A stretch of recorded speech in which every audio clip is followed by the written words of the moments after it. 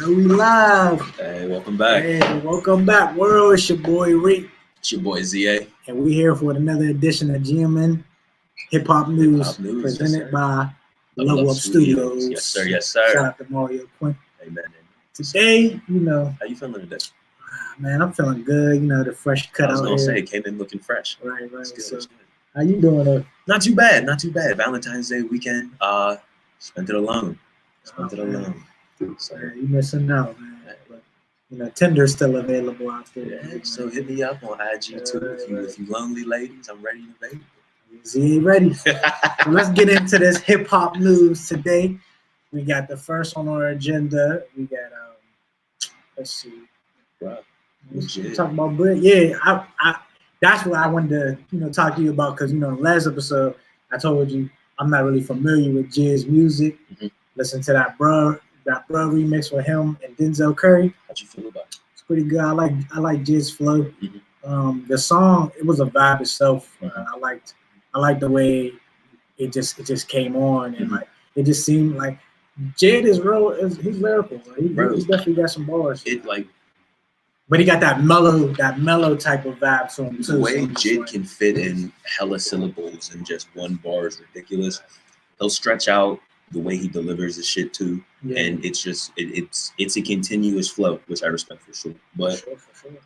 Yeah, we got Bruh, Jid featuring Denzel Curry, which was produced by Willie B. Shout out that. The song actually dropped back in 2017. And I knew I heard this jam a while ago when I first started getting into Jid. And then when I saw that he was bringing it back, I was like, oh, this shit old.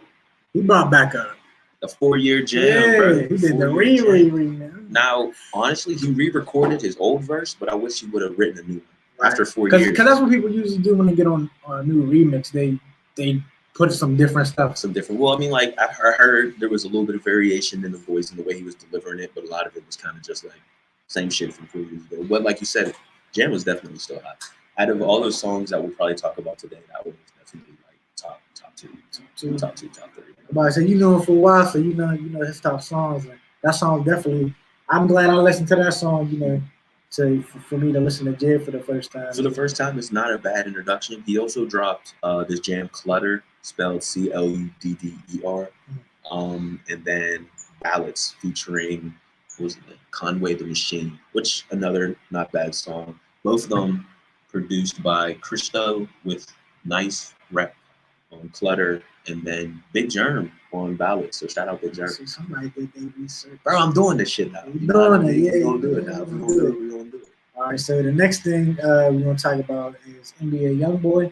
He was under a federal investigation. This broke out maybe like 6 days ago, but it was like from something that happened last year, September 2020, where he was basically in a music video and he had props, guns and drugs for the video, and now he's under federal investigation. And my opinion, I think it's dumb that, because he was already on probation. So it's just like, for him, he's kind of in hot water because they're looking under him. But I'm looking at the federal investigation and the federal investigators, and I was like, all right, just because he has some props and drugs for the video doesn't mean he was involved in it.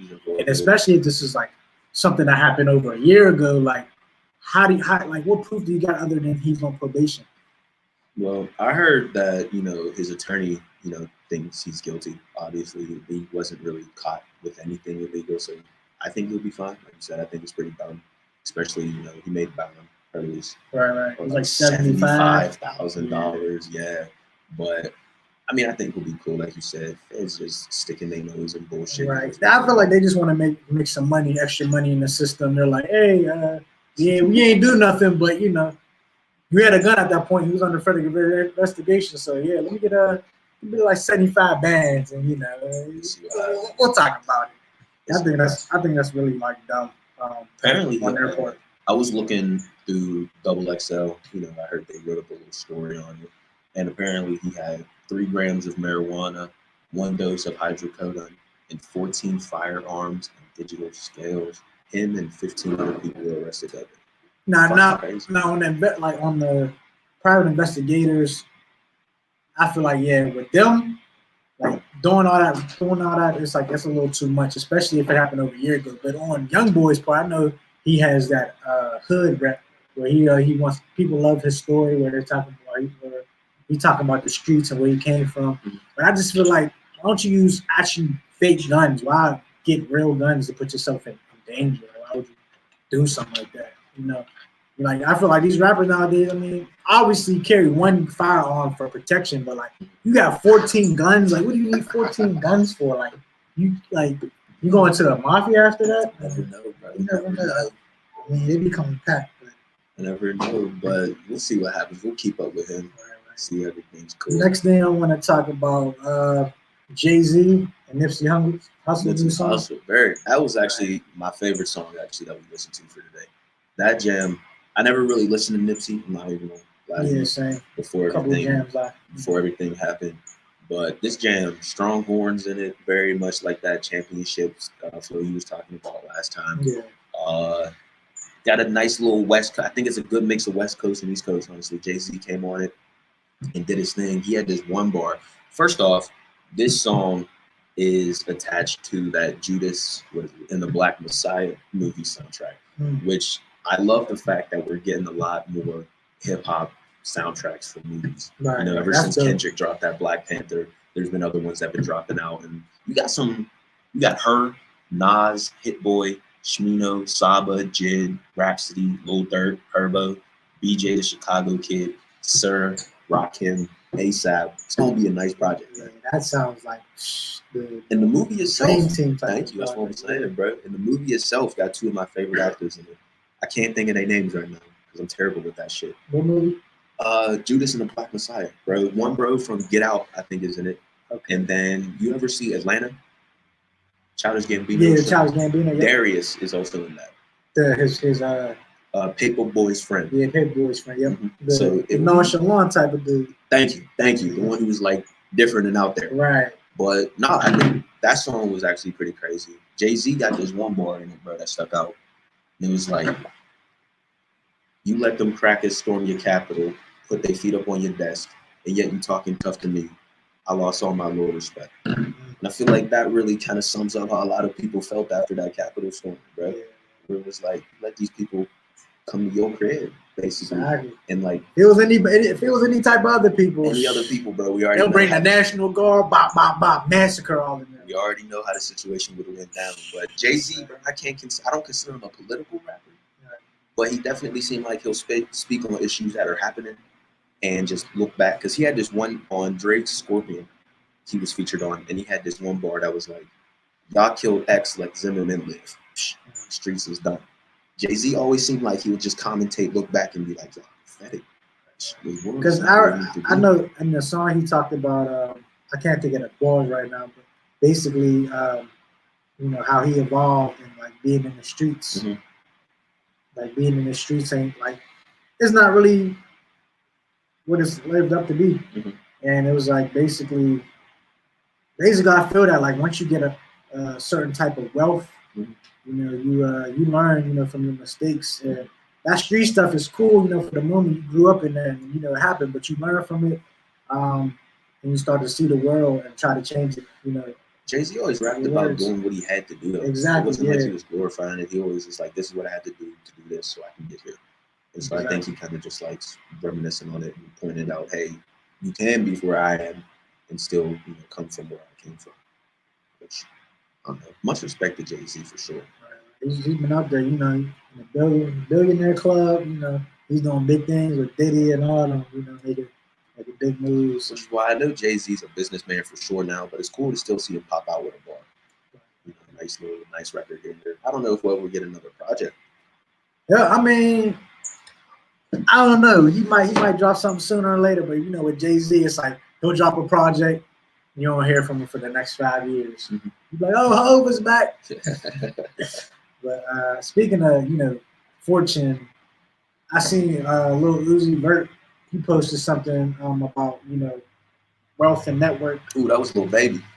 That was Lil Baby. Mm-hmm. Yeah, you right. Lil Baby. Yeah, my rappers mixed up right now. Got his haircut, forgot his shit. Yeah, exactly. A little bit of my brains off.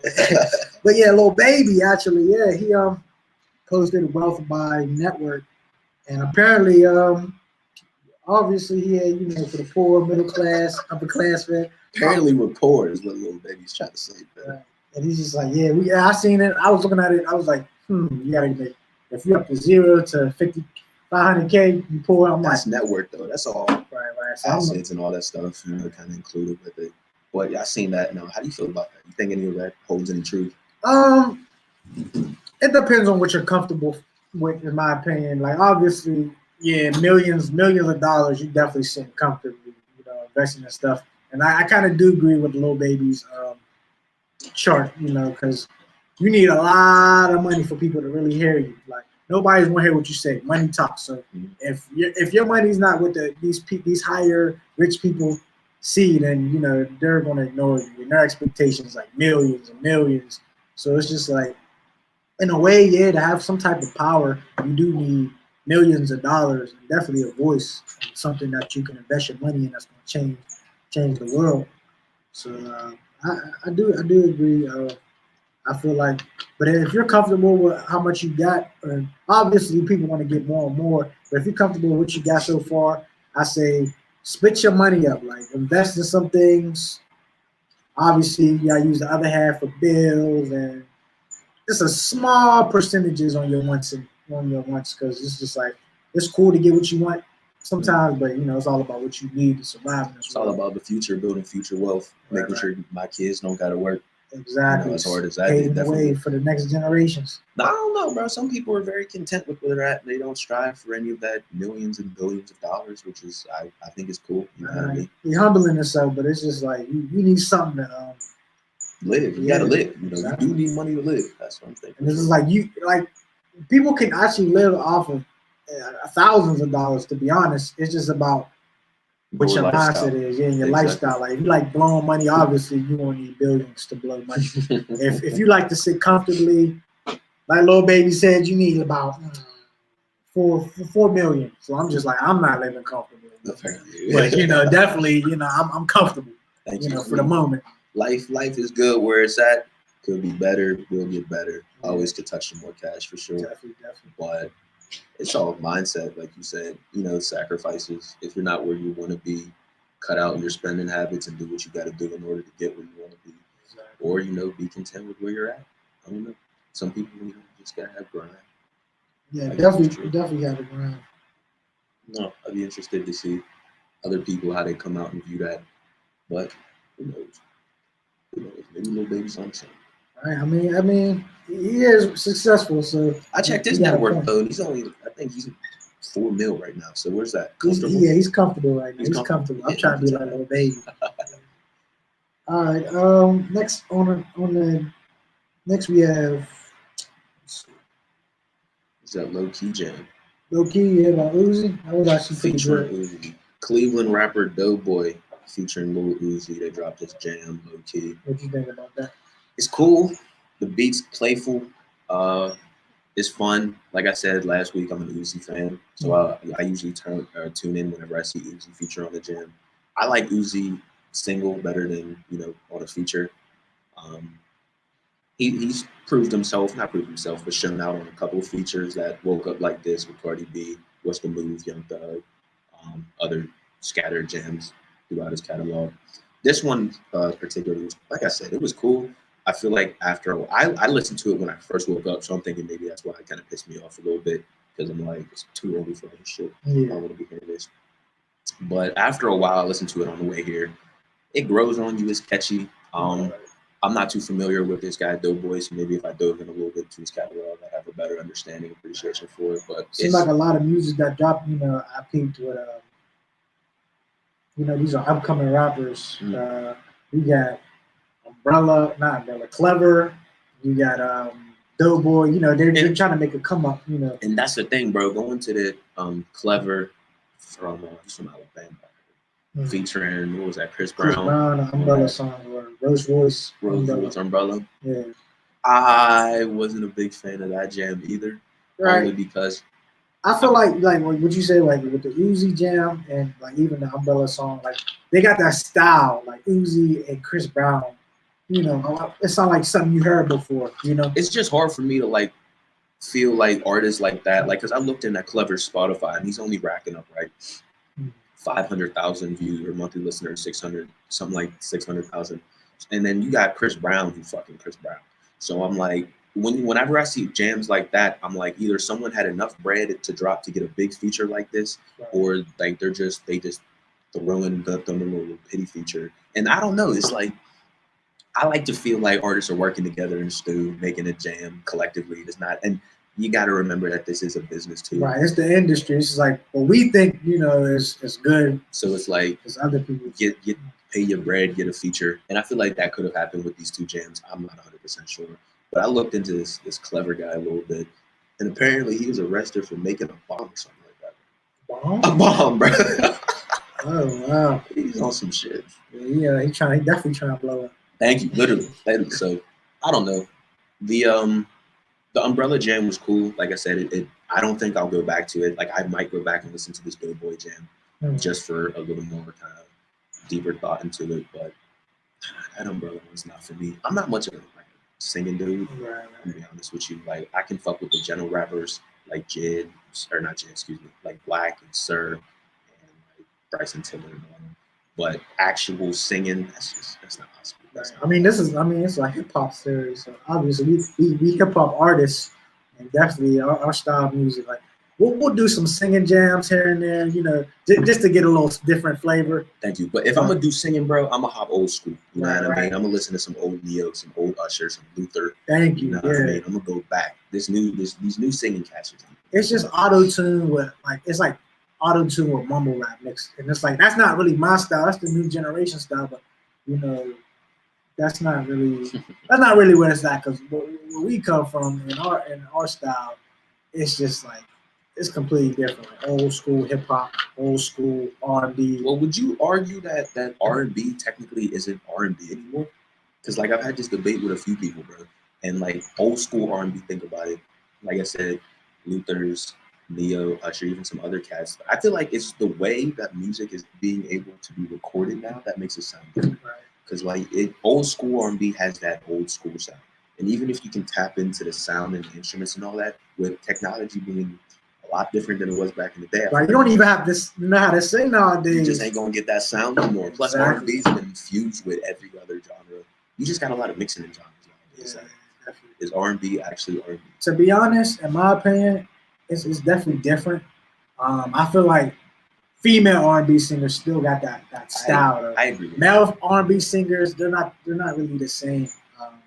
Some females, they still got they change their voice a little bit, and they don't really put too much soul in it. But if anything, I feel like there's more female R&B singers who's keeping that R&B style original versus male R&B singers. I feel that nowadays. I respect that.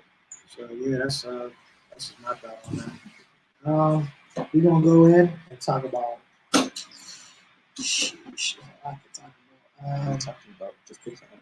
We got we all remember I know last week we're gonna go talk about since we talk about female R&B singers, we're gonna go talk about the 34 plus 35 remix with Megan Thee Stallion, Ariana Grande, and Doja Cat. Did you peep that? I'm not gonna lie to you, I forgot about that. You forgot it? Why? I saw that they were advertising it on Instagram. I saw you said who, Meg, Doja, and Ariana. Yeah, it's a solid trio. So I'll definitely have to check it out. Right, it was a good song. It was a music video that dropped, and they're basically having like a girls' night out, and they're like in a hotel room and they're singing and stuff like that, and they got their lingerie and stuff. And so they're just the song, right. They dropped that perfectly. Their producers know what they're doing, and it was a good vibe. Ariana. She didn't really change her verse. Doja Cat came in. Like I told you last week, Doja, she got an amazing voice. So when you hear that, you'll just see her come in. And you just smooth on, just slide on. Right, and Megan, whose jam is it? It's Ariana's, because her initial song was 34 plus 35. It was just her, She remixed it with the style. Yeah, she remixed, yep. And Meg, she definitely did her thing. And I like Doja Cat's version way better, in my opinion, because just the way she came in. Different deliveries, different sounds. Definitely, but Meg, she came in hard, and even her style was was dope. Meg talks her shit on the jam a lot. Right. Always. And those are, it's like their style is different. And I like how they both, how the delivery both is, because Meg will come in a little hype and aggressive. Those will be chill and have that sexy voice, and it's just like they are. You got Ariana to kind of tie it up. Right. And she's like in the mix of all that. It's just singing, having a good time. And I definitely enjoyed the video. It was definitely. Well, you can check it out then, just to get some ideas on it. Yeah, that's right. So, you got any more? Sheesh, that's all I know for right now. We basically covered it. The last thing is basically, I mean, we could end it off, talk about our music, Talk about our music again. Yeah, upcoming stuff, to end the show off, because most people, they didn't see the pilot episode. Mm-hmm. You could, if you did see the pilot episode, obviously you could check that out on the Level Up Studios YouTube page. This is the first episode on the GMN and Level Up page, but make sure you check out the first one. We're going to do a lot. We're going to talk about. We're going to do music reviews in the future. Not just people in the industry. If you're a talented artist, just hit up the GMN email, listen to music, and we'll do a review on one of these episodes. So just stay tuned. That's something in the works.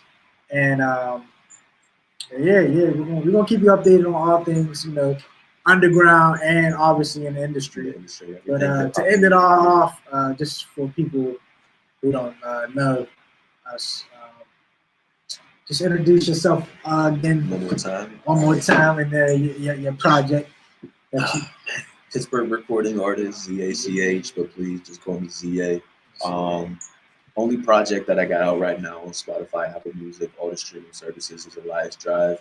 Celebrated the 1-year anniversary last January. Always working. I'm trying to drop this EP probably midsummer, close to fall. Black Sheep EP, nice little 7 jam EP. But who knows, I might throw some bonus features on it. Just playing. I'm building this home studio at the crib, and so it's giving me a lot more time to kind of sit down and experiment and evolve my sound, which is interesting because I've spent a couple of hours, not hours, just like days in the studio trying to work, and I'm so used to writing a jam, going to the studio after like weeks or even days of preparation, and then spitting it, and it comes out the way I needed to. But with this home studio, it's definitely a little more like I'll wake up, write a jam, go in the home studio, and it's not coming out the way I needed to at all.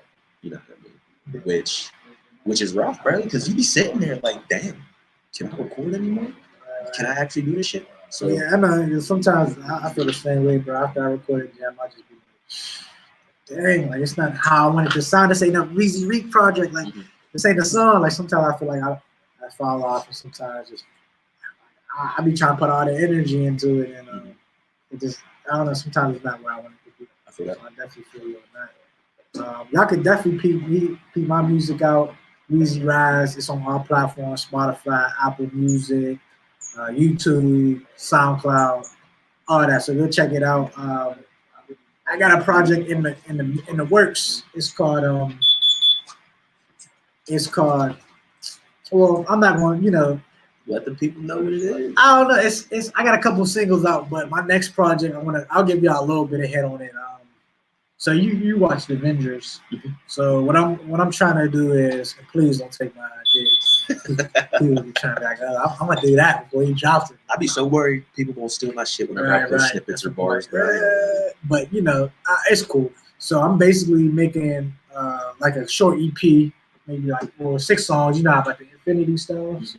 Oh, that's crazy. So yeah, it's gonna be based off Infinity Stones. So it's gonna be reality. I dropped Soul. That's on. That's out on YouTube and my Instagram. Reezy_Reek. So I dropped Souls. They're gonna be reality, space, mind, power, and time. And so yeah, it's gonna be within the songs I'm gonna talk about obviously my reality in a reality song, in a time song talk about my life coming up, space talk about how I was in a dark place at one time, mind, just talk about what I learned over the years, and there's a whole bunch of stories. And power, just how I came up from the bottom. And, to get where you are now. Right, and how I got some power now in my position. Mm-hmm. Very blessed about being in the position I'm in right now, and just trying to keep elevating. I fuck with that idea for sure. Are you gonna like reference Avenger bars in it, or are you gonna try to keep just the concept? I'm gonna try. Like if you listen to Soul, like there's like a small part where you hear Black Widow and Hawkeye talk when she was being sacrificed, and you hear them talk like, "Just let me go." Da, da, da. From the movie. Yeah. So I'm probably add sound clips and definitely make some reference from. I think that's the way to do it, bro. If you're gonna do it, throw in the sound clips or like other things. But I don't know. I feel like building the whole jam off of Avenger movie could not be a move.